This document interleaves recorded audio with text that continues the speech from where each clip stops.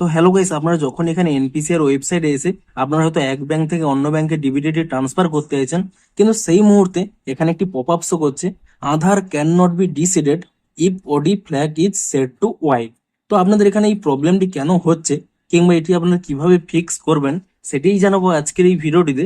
তাই জন্য কিন্তু পুরো ভিডিওটি অবশ্যই দেখতে থাকুন। তো তার আগে ভিডিওটিকে অবশ্যই একটি লাইক করে দিন এবং এই চ্যানেলে যদি আজই নতুন এসে থাকেন এখনই চ্যানেলটিকে সাবস্ক্রাইব করে রাখুন এরকম নতুন নতুন ভিডিও দেখার জন্য। তো সবার প্রথমে দেখুন, আপনাদের এখানে জানিয়ে দিই যে এখানে ওডি ফ্ল্যাগটি কি। এখানে ওডি ফ্ল্যাগ হচ্ছে ওভার প্রায়োরিটি, অর্থাৎ আপনাদের কিন্তু পুরোনো ব্যাংক অ্যাকাউন্টটিকে এখানে কিন্তু প্রায়োরিটি লিস্টে রয়েছে, যে সেই ব্যাংকেই কিন্তু আপনাদের ডিবিটি লিঙ্কটি থাকবে।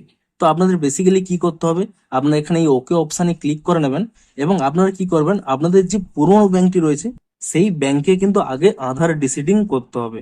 সিম্পলি কি করবেন, এখানে এই আধার সিডিং অর ডিসিডিং এই অপশানে ক্লিক করে নিয়ে আপনাদের আধার নাম্বারটি দিয়ে দেবেন এবং তারপরে কিন্তু এখানে এই ডিসিডিং অপশানটি সিলেক্ট করে নেবেন এবং আপনাদের যে ব্যাংকে ডিবিটিটি আগে থেকে রয়েছে সেই ব্যাংকের এখানে কিন্তু নামটি এখানে সিলেক্ট করে নিয়ে সেই পুরোনো অ্যাকাউন্ট নাম্বারটি কিন্তু এখানে দিয়ে তা কিন্তু কনফার্ম করে এখানে কিন্তু ক্লিক করে নিয়ে আপনারা কিন্তু এখানে ক্যাপচাটি দিয়ে সাবমিট করে দেবেন এবং একটি ওটিপি চলে আসবে। সেই ওটিপিটি দিয়ে সাবমিট করে দিলেই আপনাদের কিন্তু পুরোনো ব্যাংকটি কিন্তু ডিসিডিং হয়ে যাবে।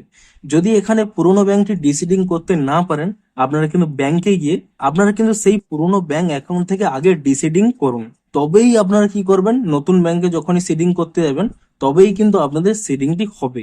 না হলে কিন্তু বারবারই একই প্রবলেম হতে থাকবে। অর্থাৎ এখানে এনপিসিআই এর মাধ্যমে হোক কিংবা আপনার ব্যাংকে গিয়ে হোক, আগে কিন্তু সেই পুরোনো ব্যাংক অ্যাকাউন্টটিকে ডিসিডিং করুন, না হলে কিন্তু আপনাদের এই প্রবলেমটি সলভ হবে না। এবং আপনারা ডিসিডিংটি কমপ্লিট করে নেওয়ার পরে তারপরে কিন্তু নতুন ভাবে এখানে সিডিংটি করে নেবেন, তাহলে দেখবেন এই প্রবলেমটি কিন্তু আর হবে না, আপনাদের কিন্তু সিডিংটি কমপ্লিট হয়ে যাবে।